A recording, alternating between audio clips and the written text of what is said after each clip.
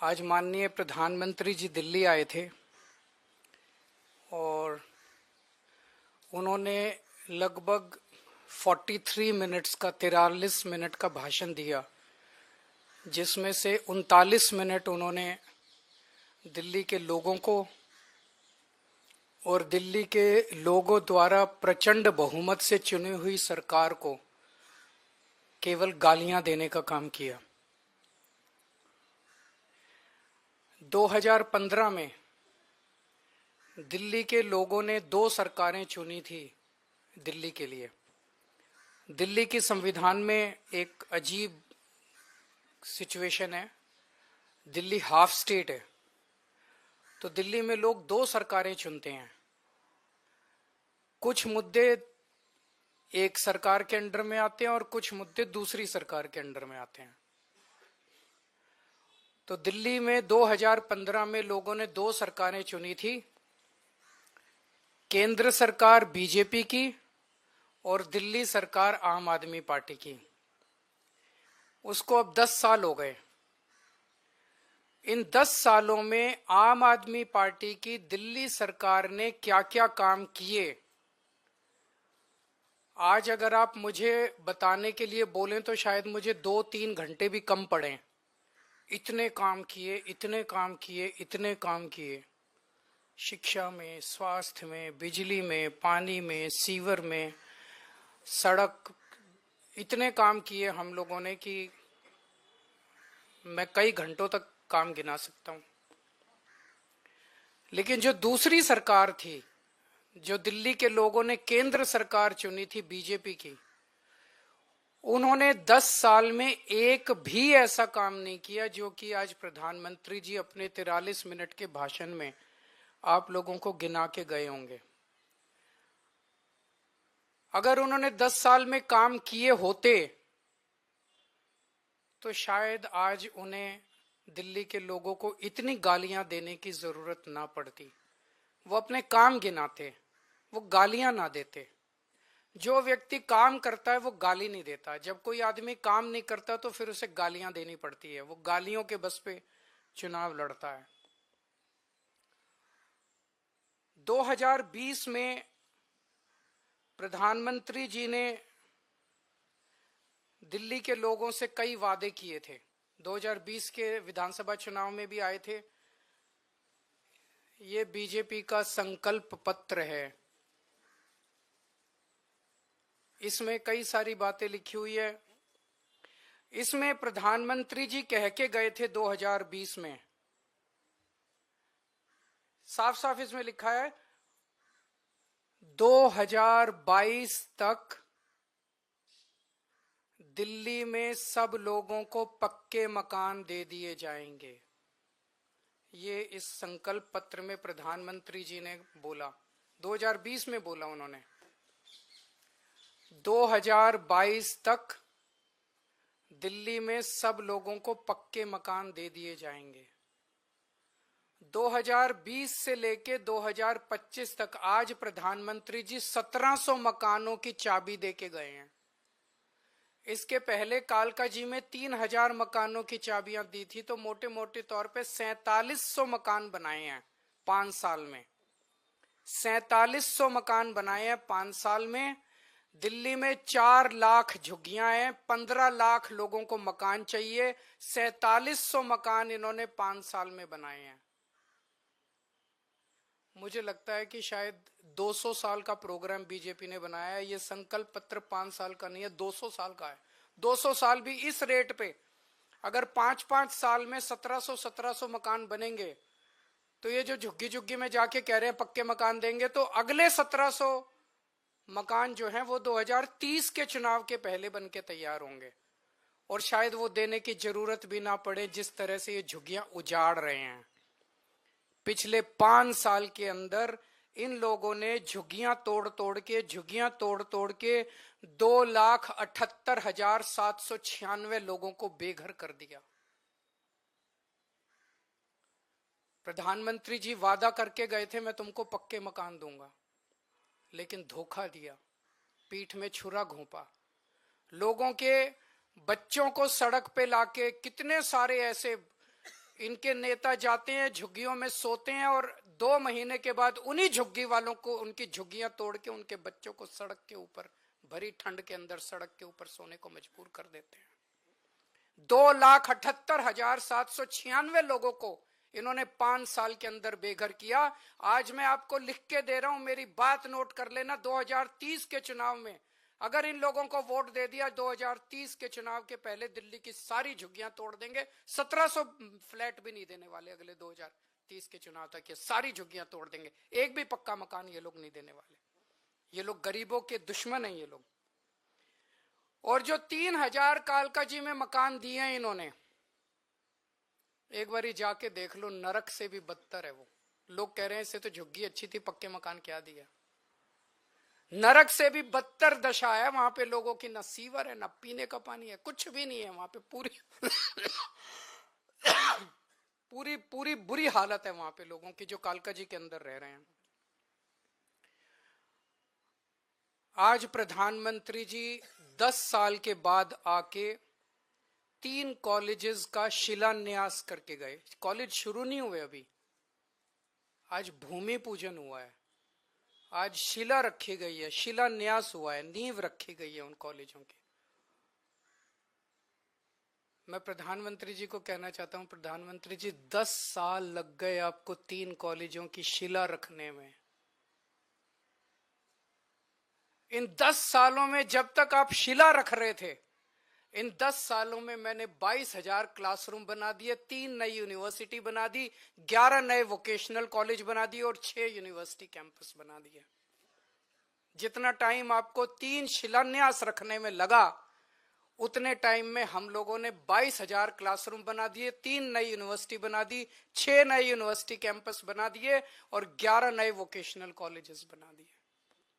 हमारी काम करने वाली सरकार है, हमारी शिलान्यास रखने वाली सरकार नहीं है जो चुनाव के पहले आती है और शिलान्यास रख के चली जाती है। मैं प्रधानमंत्री जी को कहना चाहता हूं, आप तो इतने ताकतवर आदमी हैं, आपके पास अथाह पैसा है, भारत सरकार के पास अथाह पैसा है, आपके पास इतनी पावर है, अथाह पावर है। एलजी आपका, पुलिस आपकी, 7 MP दिल्ली के आपके। मैंने 3 नई यूनिवर्सिटी बनाई, आप 30 नई यूनिवर्सिटी बनाते दिल्ली के अंदर, और आज आपको हमें गालियां देने की जरूरत नहीं पड़ती। आज आप दिल्ली के अंदर आते, दिल्ली के लोग आपको सर आंखों पे उठा लेते। मैं प्रधानमंत्री जी को कहना चाहता हूं, मैंने 22,000 क्लासरूम बनाए, आप 1 लाख क्लासरूम बना देते प्रधानमंत्री जी, लंबी लकीर खींचते। केजरीवाल ने इतना काम किया, उसके सामने लंबी लकीर खींच देते, केजरीवाल छोटा बन जाता। लोग आपकी वाह वाह करते। आपको मुझे गाली 39 मिनट तक आपको गालियां देने की जरूरत ना पड़ती अगर आप कुछ काम करके दिखाते प्रधानमंत्री जी। आपकी वाह वाह होती। मैंने 530 मोहल्ला क्लिनिक बनाए 5 साल के अंदर दिल्ली में। आप 5,000 मोहल्ला क्लिनिक बना देते प्रधानमंत्री जी, आपकी वाह वाह होती दिल्ली के अंदर। केजरीवाल को, आम आदमी पार्टी को, झाड़ू को कोई पूछता ही नहीं। आपको मुझे गाली देने की जरूरत नहीं पड़ती। अगर आप, मैंने 5 नए अस्पताल बनाए पिछले कुछ सालों में, आप 50 नए अस्पताल बनाते दिल्ली के अंदर, प्रधानमंत्री जी आपकी वाह वाह होती। लोग कहते भाई प्रधानमंत्री ने बड़ा। आपको आज 39 मिनट तक केजरीवाल को और मोहल्ला आम आदमी पार्टी को और दिल्ली के लोगों को गालियां देने की जरूरत नहीं पड़ती। पिछली बार याद करो, इसमें भी लिखा हुआ है, इनके संकल्प पत्र में लिखा है, 40 पूर्वांचली समाज के साथ सबसे बड़ा धोखा किया है भारतीय जनता पार्टी ने। सबसे बड़ा धोखा पूर्वांचली समाज के साथ किया। हमारे उत्तर प्रदेश और बिहार के गरीब भाई दिल्ली में आते हैं, या तो पढ़ने आते हैं या नौकरी ढूंढते हुए आते हैं। उन्हें दिल्ली में किराए पे रहने के लिए जगह नहीं मिलती, तो वो कच्ची कॉलोनियों के अंदर सस्ते किराए पे या तो ले लेते हैं जगह और या खरीद लेते हैं सस्ती कच्ची कॉलोनियों के अंदर। तो कच्ची कॉलोनियों में दिल्ली के अंदर लगभग मोटे मोटे तौर पे सब पूर्वांचल समाज के लोग रहते हैं।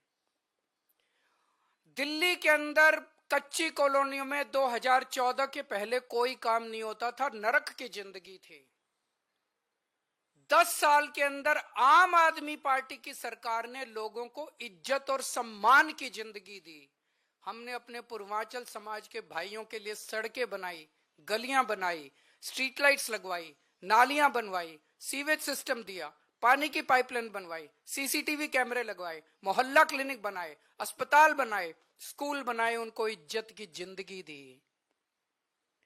2020 में मेरे को याद है, शायद 5 दिसंबर का दिन था, जब हरदीप पुरी जी और ये आए थे और दिल्ली के लोगों को, पूर्वांचल समाज के लोगों को 2019 या 2019 के पहले वो प्रॉमिस करके गए थे 40 लाख दिल्ली की कच्ची कॉलोनियों के लोगों को हम मालिकाना हक देंगे, उनकी रजिस्ट्री कराएंगे। 5 साल में 25,000 लोगों की रजिस्ट्री हुई है, 40 लाख के मुकाबले 25,000 लोगों की। तो लोग कहने लगे हैं, जो कहते हैं वो तो कम से कम बिल्कुल नहीं करते ये लोग, और कुछ करे ना करे, जो ये वादा करते हैं वो तो आप ये लिखवा लो कि ये बिल्कुल नहीं करते। आज प्रधानमंत्री जी बोले दिल्ली में आपदा आई हुई है, कई बार उन्होंने कहा दिल्ली में आपदा आई हुई है, दिल्ली में आपदा। आपदा दिल्ली में नहीं आई, आपदा भाजपा में आई हुई है। 3 तरह की आपदा भाजपा में आई हुई है। पहली आपदा, भाजपा के पास सीएम चेहरा नहीं है। दूसरी आपदा, भाजपा के पास नैरेटिव नहीं है, उन्हें पता ही नहीं चुनाव किस मुद्दे पे लड़ना है। तीसरी आपदा, भाजपा के पास कोई भी एजेंडा नहीं है इस चुनाव के लिए। तो 3 आपदा भाजपा के अंदर आई हुई है और एक आपदा दिल्ली में आई हुई है, वो है कानून व्यवस्था।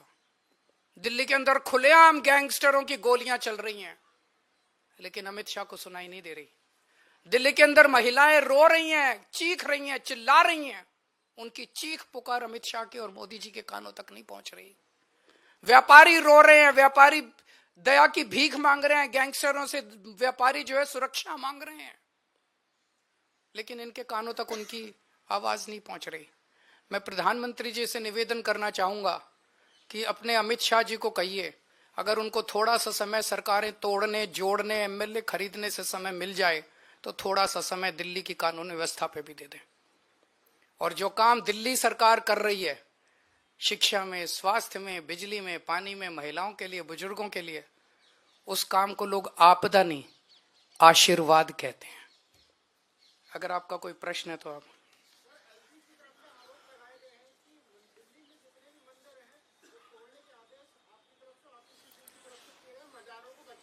नहीं, वो झूठ बोल रहे हैं। एलजी साहब कुछ भी बोलते रहते हैं।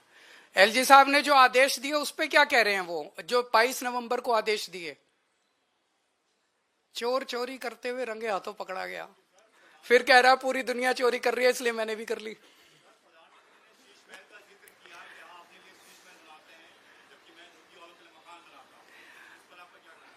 ₹2700 करोड़ रुपए का अपने लिए घर बनाने वाला,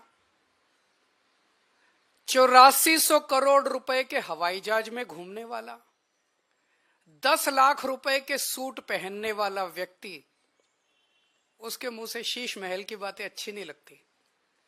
मैं व्यक्तिगत आरोप प्रत्यारोप में नहीं जाना चाहता, मैं गाली गलौज की राजनीति नहीं करता, मैं व्यक्तिगत आक्षेप नहीं करता, ये मैं भी कर सकता हूं। मैंने काम इतने किए हैं 10 साल के अंदर, मैं अपने कामों की राजनीति करना चाहता हूं, गाली गलौज की राजनीति मैं नहीं करता।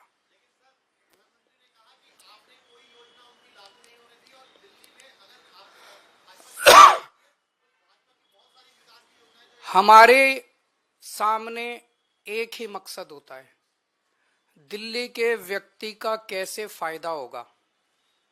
अगर दिल्ली के व्यक्ति का फायदा, आम आदमी का फायदा केंद्र सरकार की योजना से होता है, हम केंद्र की योजना लागू कर देंगे। अगर हमें लगता है कि मध्य प्रदेश की सरकार ने कोई अच्छी योजना लागू कर दी, हम उसे दिल्ली में लागू कर लेंगे। हमें लगता है तमिलनाडु की सरकार ने कोई अच्छी योजना लागू कर ली, हम उसे लागू कर देंगे। हम इस चक्कर में नहीं करता तेरी योजना मेरी योजना, तेरी योजना मेरी, हम इस राजनीति में नहीं पड़ते। वो लोग कह रहे हैं हमारी योजना लागू नहीं की। दिल्ली की आयुष्मान भारत की बात कर रहे हैं ना, हमने कई बार बता दिया कि किस तरह से आयुष्मान योजना दिल्ली के आयुष्मान योजना कहती है जिसके पास स्कूटर है, जिसके पास कार है, जिसके पास पक्का मकान है, जिसके पास टीवी है, जिसके पास फ्रिज है, उसको अस्पताल की सेवाएं नहीं मिलेंगी। बचा कौन दिल्ली में, बता दो कोई। एक मिनट, कोई बचा ही नहीं। हमारी योजना कहती है जिसके पास मर्सिडीज गाड़ी है उसका भी इलाज हम फ्री में कराएंगे। बताओ क्या दिक्कत है? हमारी योजना अच्छी कि उनकी योजना? मैं करा दूंगा, आ जाओ, मैं करा दूंगा, मैं करा दूंगा। एक बार बैठो बैठो, मैं कराऊंगा, मैं कराऊंगा, मैं कराता हूँ, मैं कराता हूँ। बैठो बैठो बैठो बैठो। इसका इनका एक बार नाम नंबर वगैरह ले लो जरा सारे। मैं कराऊंगा भाई साहब आपका इलाज, बेस्ट से बेस्ट, बेस्ट से बेस्ट इलाज कराऊंगा आपका। चिंता ना करो, भाई हो मेरे। हाँ, मैं आपका पूरा इलाज कराऊंगा भाई साहब, चिंता ना करो। Thank you.